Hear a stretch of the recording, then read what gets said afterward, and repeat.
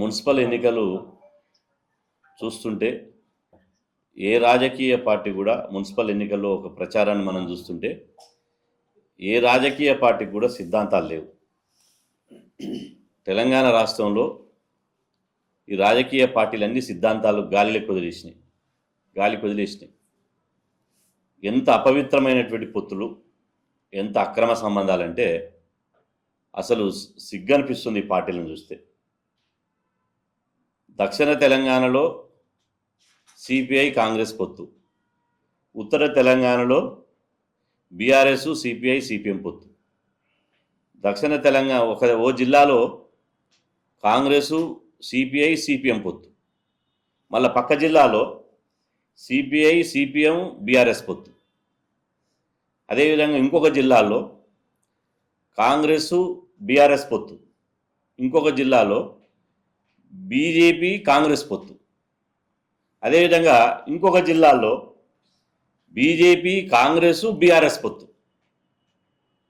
అసలు రాజకీయాలంటే ఇంత సిద్ధాంతం లేనటువంటి రాజకీయాలు ఇవి. ఇది నేను చెప్తున్నది కాదు, ఇది ఈనాడు పేపర్. ఈనాడు పేపర్లో 3 పార్టీలు ఒక్కటయ్యాయి. ఇది 3 పార్టీలు ఒక్కటయ్యాయి. ఎక్కడ? భువనగిరిలోనట కౌన్సిలర్గా పోటీ చేస్తే కాంగ్రెసు, బీఆర్ఎస్, బీజేపీ 3 పార్టీలు కలిసి ఒక ఎన్నికల్లో పోటీ చేస్తున్నారు. అంటే వీళ్ళకు పైకి మాత్రమే రాజకీయ వైరం ఉంది, కానీ లోపలంతా వాళ్ళు చీకటి స్నేహితులే. చీకటి ఒప్పందం, అదేవిధంగా అక్రమ పొత్తులు. ఇది ఒక రాజకీయ వ్యభిచారం కాదని నేను అడుగుతున్నా. ఈరోజు మన రేవంత్ రెడ్డి గారు ఏమంటుండు? రేవంత్ రెడ్డి గారు, ఇది సాక్షి పేపరు. రేవంత్ రెడ్డి గారు ఏమంటుండు? బీజేపీ బీఆర్ఎస్ది ఫెవికాల్ బంధం. బీజేపీ బీఆర్ఎస్ది అట ఫెవికాల్ బంధం అట. అదేవిధంగా ఇవాళ బీఆర్ఎస్ వాళ్ళు ఏమంటారు? బీఆర్ఎస్ వాళ్ళు ఏమంటారు అంటే, ఇది వెలుగు పేపర్లో, ఇది కూడా బీఆర్ఎస్ వెలుగు పేపర్లో బీజేపీ బీఆర్ఎస్ది ఇవాళ వాళ్ళ పొత్తు బంధం అని వాళ్ళంటారు. ఎన్నికల ప్రచారంలో మీరు చూసుకుంటే ఇంత అపవిత్రమైనటువంటి పొత్తులతో ఎన్నికలు జరుగుతున్నాయి. కాబట్టి ఈ సిద్ధాంతాలు లేవుగా, వాళ్ళకు ఎలాంటి రాజకీయ సిద్ధాంతాలు లేవు. కాబట్టి బీసీ సమాజానికి మేము విజ్ఞప్తి చేసేది ఏంటంటే, వాళ్ళకే లేనటువంటి సిద్ధాంతాలు, వాళ్ళే ఒక అపవిత్ర కలయికతోటి ఎన్నికలు పోతుంటే ఇప్పుడు బీసీలకు ఏమొచ్చింది? మనకెందుకు రాజకీయ పార్టీలను అడుగుతున్నా. బీఆర్ఎస్ పార్టీలు ఉన్న ఆయనకు బీఆర్ఎస్ పార్టీ అవసరమా? బీజేపీలు ఉన్న ఆయనకు బీజేపీ పార్టీ అవసరమా? కాంగ్రెస్లు ఉన్న ఆయనకు కాంగ్రెస్ పార్టీ అవసరమా? కాబట్టి వాళ్ళకే లేనటువంటి ఆ పార్టీల పేరు మీద ఆస్తులు సంపాదించి, సంపద సంపాదించి, ఆ తర్వాత పదవులు సంపాదించి, పదవులతోటి గౌరవాన్ని సంపాదించినటువంటి పార్టీలే సిద్ధాంతాలను గాలికి వదిలేసినప్పుడు మరి రాష్ట్రంలో ఉన్నటువంటి 116 మున్సిపాలిటీలో ఎన్నికలు జరుగుతున్నాయి, 3 కార్పొరేషన్లో ఎన్నికలు జరుగుతున్నాయి. ఈ 116 మున్సిపాలిటీలో 3 కార్పొరేషన్లో జరుగుతున్నటువంటి ఎన్నికల్లో బీసీ సమాజం ఇవాళ బీసీలు 136 కులాలు పొత్తు పెట్టుకోవాలి.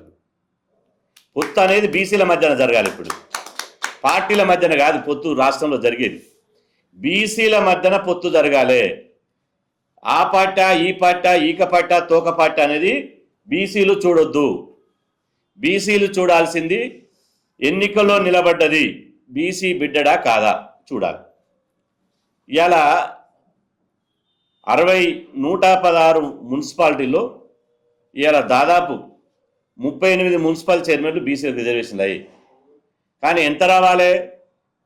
ఇవాళ దాదాపు ఒక 60 మున్సిపల్ చైర్మన్లు బీసీలకు రావాలి, 50%. బీసీ జనాభా ప్రకారం, కులగన్న జనాభా ప్రకారం 68 మున్సిపల్ చైర్మన్లు బీసీలకు రావాలి. అదేవిధంగా ఇవాళ కార్పొరేటర్లు, కౌన్సిలర్లు 750 653 కేటాయించారు. 653 కాదు, 1158 మున్సిపల్ కార్పొరేటర్లు కౌన్సిల్ రావాలి. ఇవాళ ఏమైందంటే తెలంగాణ రాష్ట్రంలో జనరల్ స్థానాలు అనగానే రెడ్డి రావులకు రిజర్వేషన్ అయిపోయింది. 10% ఉన్నటువంటి రెడ్డి రావులకు 10% ఉన్నటువంటి రెడ్డి రావులకు 50% స్థానాలు 50% స్థానాలు వాళ్ళకు అవసరమా అని అడుగుతున్నా. 50% స్థానాలు వాళ్ళకి ఎట్లా కేటాయిస్తారంటున్నా. అందుకోసమే ఇవాళ బీసీ సమాజం ఒక్కటిగా తెలుసుకోవాలి,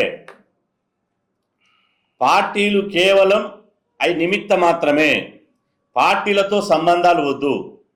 బీసీలు తమ జనాభా దామాసి ప్రకారం పాలనలో ప్రాతినిధ్యం రావాలంటే బీసీల ఓటు బీసీలకు వేసుకోవాలి.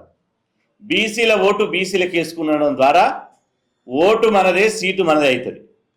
ఓటు బీసీది అయినప్పుడు 60% ఓట్లు బీసీలు అయినప్పుడు 60% సీట్లు కూడా బీసీలే కావాలి. ఇదే బీసీ జేఏసీ నినాదం. 60% ఓట్లు బీసీలు అయినప్పుడు 60% సీట్లు కూడా బీసీలే కావాలి. దానికోసం మున్సిపల్ ఎన్నికలను వేదికగా తీసుకోండి. మేము గ్రామ పంచాయతీ ఎన్నికల్లో కూడా చెప్పినాం. గ్రామ పంచాయతీ ఎన్నికలప్పుడు కూడా ఒకటే పిలిపించినాం. ఇవాళ రాష్ట్ర ప్రభుత్వం 60% ఉన్నటువంటి బీసీలకు అడ్డంగా నిలువున 17% రిజర్వేషన్లను బీసీలను ఊచకోత కోసి బీసీలను రాజకీయ పాలేరులుగా చేయాలని ప్రయత్నాలు చేశారు. కానీ బీసీ ఉద్యమం, బీసీ సమాజానికి మేము ఒకటే పిలిపించినాం.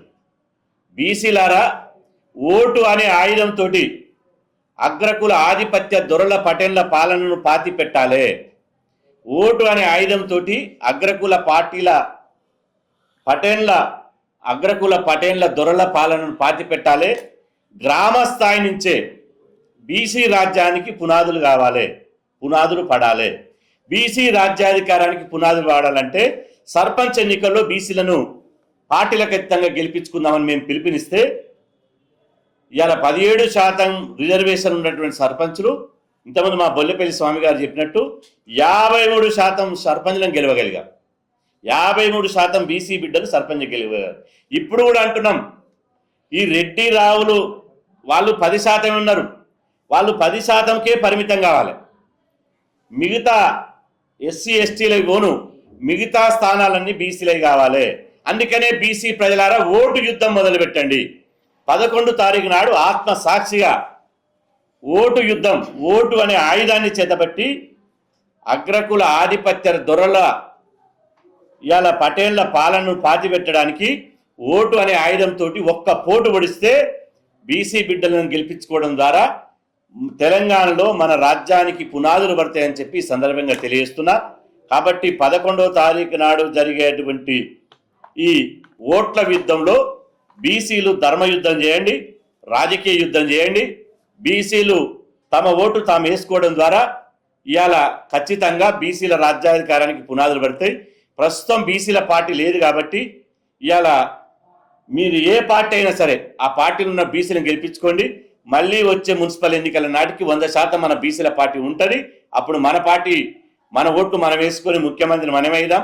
సర్పంచ్, కౌన్సిలర్లు, కార్పొరేటర్లు, మున్సిపల్ చైర్మన్లు, మేయర్లు, ఎమ్మెల్యేలు, ఎంపీలు, మంత్రులు, ముఖ్యమంత్రులు బీసీలమే కాద్దాం.